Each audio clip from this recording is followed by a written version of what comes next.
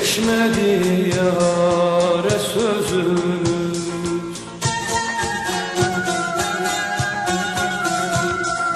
yollarda kaldı gözümüz.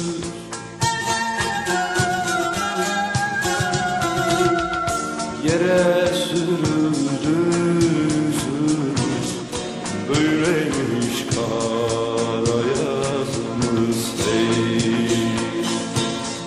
Yere sürüldü yüzümüz, böyleymiş kara yazımız hey.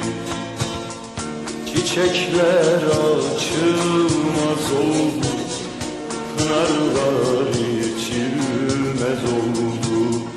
Yar bize gülmez oldu, böyleymiş kara yazımız hey.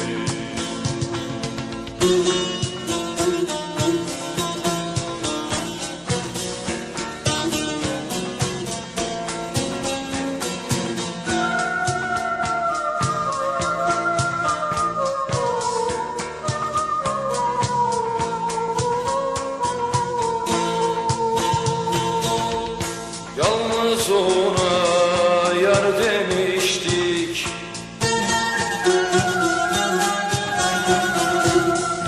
onda bir şey var demiştik. O bizi anlar demiştik, böyleymiş kara yazımız değil. O bizi anlar demiştik, böyleymiş kara yazımız değil.